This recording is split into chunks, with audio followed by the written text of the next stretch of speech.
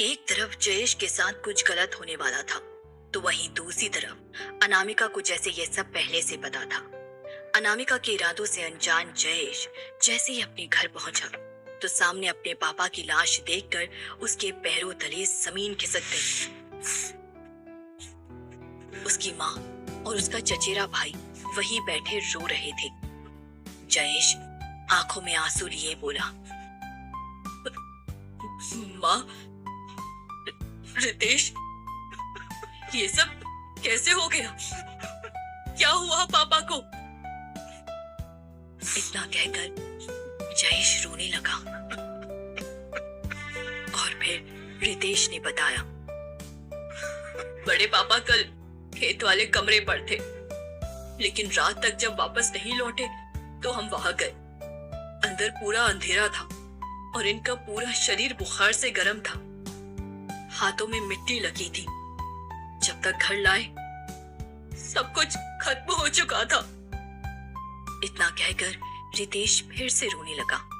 जयेश ने सबको संभाला और सोचने लगा कि अचानक ही ये सब कैसे हो गया। उसके बाद शाम तक उसने अपने पापा का अंतिम संस्कार भी कर दिया।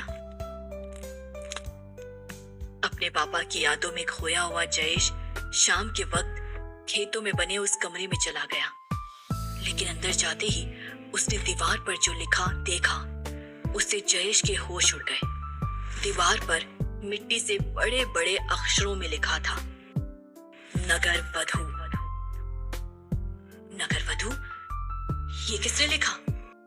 रितेश ने बताया था कि पापा के हाथ में मिट्टी लगी थी, तो क्या पापा ने इसे लिखा? मगर क्यों? नगर वधू से पापा का क्या कनेक्शन हो सकता है? जयेश परेशान होकर नगर वधू की मूर्ति और अनामिका के बारे में सोचने लगा। कहीं ऐसा तो नहीं कि इस नगर वधू की मूर्ति के चक्कर में ही पापा की जान चली गई? ये नहीं हो सकता। अगर ऐसा कुछ है तो मैं उसे छोड़ूंगा नहीं। और फिर उसके चेहरे पर एक गुस्सा नजर आने लगा। इस नगर वधू और मूर्ति का जो भी चक्कर है, मैं उसका पर्दाफाश करके ही रहूंगा। मुझे नहीं पता कि अनामिका सही है या गलत, लेकिन पापा की मौत से यदि इसका कोई संबंध हुआ तो कीमत मुझे नहीं, किसी और को चुकानी होगी। और फिर इसी गुस्से के साथ आनन फानन में जयेश ने गांव से निकलने का फैसला कर लिया। अब उसे हर हाल में नगर वधू की किताब ढूंढनी ही थी। दिन भर का सफर तय करके जयेश दूसरे दिन वापस शहर पहुंच गया। उसकी आंखों में एक आग थी और इस दौरान वो अनामिका का सामना नहीं करना चाहता था।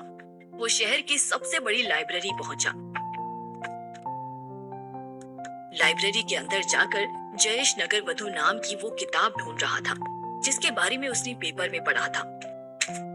लेकिन काफी ढूंढने के बाद भी जब वो उसे नहीं मिली, तभी उसके पीछे से एक लड़की की आवाज आई, जयेश, यहाँ क्या ढूंढ रहे हो?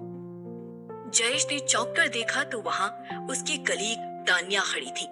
जयेश हड़बड़ाते हुए बोला, कुछ नहीं तान्या, तुम यहाँ कैसे? इस पर तान्या ने मुस्कुराते हुए कहा, मैं यहाँ कुछ किताबें लौटाने आई थी, लेकिन तुम तो ऐसे डर रहे हो जैसे मैंने तुम्हें चोरी करते पकड़ लिया हो। क्या बात है, ऑफिस भी नहीं आ रहे? जयेश ने टालते हुए कहा, नहीं, वो मैं छुट्टी पे हूँ। तभी पीछे से एक लाइब्रेरियन की आवाज आई, जो एक औरत थी।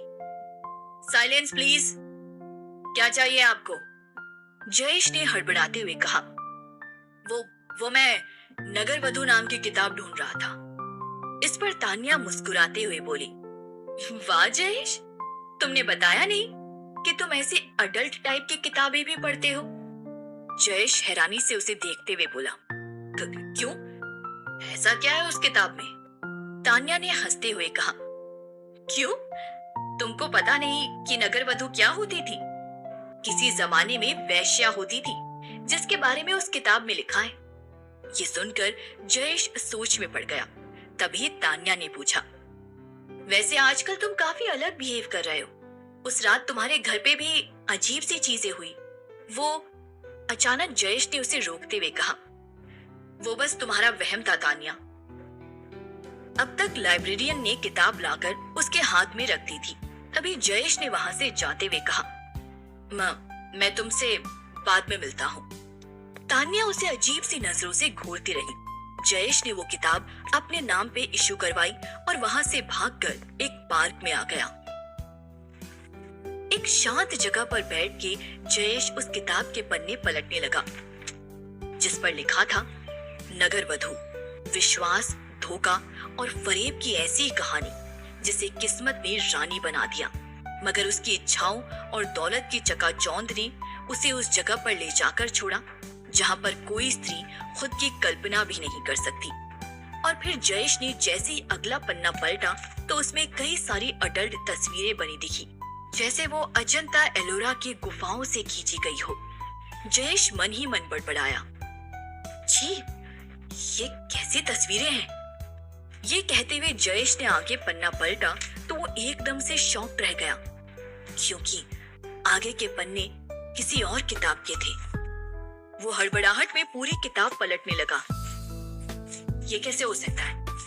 किसी ने नगर वधू की जगह किसी और कहानी के पन्ने क्यों चिपका दिए? हैरानी में डूबा जयेश जब आखिरी पन्ने पर पहुंचा तो उस पर लिखा था, सच जानना है तो किताबों में नहीं मिलेगा, उसे महसूस करना होगा, जो छिपा है शहर के सबसे पुराने बंगले में। वही बंगला जहां तुम पहली बार अनामिका के साथ गए थे। तुम्हारे सारे सवालों के जवाब वही मिलेंगे। हैरानी में डूबा जयेश सोचने लगा, ये किसने लिखा है? किसको पता कि मैं अनामिका के साथ उसके बंगले पर गया था? क्या किसी को पता है कि मैं नगर वधू की मूर्ति के सच की तलाश कर रहा हूं? जयेश हैरान था, लेकिन फिर उसने एक फैसला किया और कुछ ही देर बाद वो अनामिका के बंगले के बाहर खड़ा था। मेन गेट पे लॉक लगा हुआ था, तो वो धीरे धीरे बंगले के पीछे की तरफ बढ़ा। जब आसपास कोई नहीं दिखा तो एक दीवार पर चढ़कर वो अंदर चला गया। कुछ दूर जाने के बाद उसे एक कमरा नजर आया, जिसके अंदर अनामिका पहले भी उसे लाई थी। जैसे ही जयेश के कदम कमरे की ओर बढ़े, अचानक घुंघरुओं की आवाज सुनाई पड़ी और अंदर जल रहे बल्ब की रोशनी टिमटिमाने लगी। वो हैरानी से आगे बढ़ते हुए बोला, कौन है? कौन है यहाँ? कहते हुए जयेश धीरे धीरे उन घुंघरुओं की आवाज का पीछा करते हुए एक बड़े से हॉल में पहुंच गया, जो दिखने में पुराने जमाने के किसी राजा महाराजा का महल था। अभी वो वहां पहुंचा ही था कि अचानक घुंघरुओं की आवाज के साथ दूसरे कमरे में नगाड़ों की आवाज भी सुनाई पड़ने लगी। जयेश तुरंत उस कमरे की ओर भागा। अभी वो कमरे में दाखिल ही हुआ था कि एक बार फिर वो जगमगाता महल पुराना सा नजर आने लगा। जयेश बुरी तरह हैरान होकर बोला, आखिर ये हो क्या रहा है मेरे साथ? ये जरूर मेरे दिमाग का वहम है। पुराना महल बदल कैसे गया था? जयेश सिर पकड़कर हैरानी से सोच रहा था कि तभी उसकी नजर उस अंधेरे कमरे में रखी कुछ तस्वीरों पर पड़ी, जिन पर पर्दा पड़ा हुआ था। आखिर क्या है इसके अंदर? कहते हुए जयेश ने एक झटके से पर्दा हटा दिया। पर्दा हटते ही वो बुरी तरह से चौंक कर बोला, नहीं, ये नहीं हो सकता। ये तस्वीर तो मेरी है, और ये मैंने कैसे कपड़े पहन रखे हैं? उस तस्वीर में जयेश की खुद की फोटो थी और पहनावा उसका बड़ा ही अजीब था, कुछ पुराने जमाने का। उस तस्वीर को देखकर जयेश हैरानी से बोला, ये कैसे हो सकता है? और अनामिका मेरी तस्वीर के साथ क्या कर रही है? ये जयेश और अनामिका का कौन सा रहस्य था? इस बारे में जयेश सोचकर परेशान हुआ जा रहा था, और जब उसे कुछ समझ नहीं आया तो उसके मुंह से निकला, कुछ तो ऐसा होगा इस कमरे में जिससे मुझे सच्चाई का पता चल सके। ये सोचकर जयेश अपनी नजरें चारों तरफ दौड़ाने लगा, लेकिन उसे कुछ नजर नहीं आया। जयेश दूसरे कमरे में चला गया, वहीं जहां वो पहली बार अनामिका के साथ आया था। अब उसके सामने एक के बाद एक कई सारी तस्वीरें थी। अगले ही पल जयेश उन पर पड़े पर्दों को हटाने के लिए आगे बढ़ा। तभी घर के बाहर उसे किसी कार के रुकने की आवाज सुनाई दी। जयेश का दिल जोरों से धड़क उठा। यहाँ इस समय कौन हो सकता है? कहते हुए उसने खिड़की से बाहर झांक कर देखा तो और भी ज्यादा चौंक गया, क्योंकि अनामिका कार से उतरकर उस महल के अंदर आ रही थी। वो घबराते हुए बोला, ओह नो, ये अनामिका यहाँ कैसे आ गई? कहीं इसे पता तो नहीं चल गया कि मैं यहाँ पर हूँ? अनामिका को वहाँ अचानक देखकर जयेश की धड़कनें बढ़ गई। वो सोचने लगा कि अब वो कहाँ जाए, और दूसरी तरफ अनामिका तेज कदमों से अंदर बढ़ी चली आ रही थी। तभी पीछे हटते हुए जयेश का हाथ किसी चीज से टकराया तो किसी किताब के कुछ पन्ने नीचे गिर गए। जयेश ने जैसे ही उसे देखा तो शॉक रह गया। ये तो उसी नगरवधु की किताब के गायब हुए पन्ने हैं जो मैंने लाइब्रेरी से ली थी। इतना कहकर जयेश उसे पलटते हुए बोला, लेकिन ये भी पूरे नहीं है। ये यहाँ कैसे आए? क्या अनामिका ने इसे यहाँ लाकर छिपाया है? उधर दरवाजा खुलने की आवाज के साथ अनामिका अंदर आ चुकी थी। जयेश छिपकर उसे देखने लगा। अनामिका पूरे कमरे को घूरकर अजीब सी नजरों से देख रही थी। फिर अचानक ही उसके मुंह से निकला, कौन है? कौन है इस कमरे में? ये सुनते ही जयेश मन ही मन घबरा उठा। वो एक कोने में छिपकर अनामिका को देखे जा रहा था। तभी अनामिका के चेहरे पर एक मुस्कुराहट आ गई, जिसे देखकर जयेश और भी ज्यादा घबरा गया। फिर अनामिका धीरे धीरे उसकी तरफ बढ़ने लगी। क्या होगा जब अनामिका यहाँ जयेश से टकराएगी? आखिर क्या राज है अनामिका के इस बंगले का जहाँ जयेश की तस्वीर है? क्या जयेश पहुँच पाएगा सच तक? जानने के लिए बने रहिए इस कहानी के साथ, सिर्फ और सिर्फ पॉकेट एफएम ऐप पर।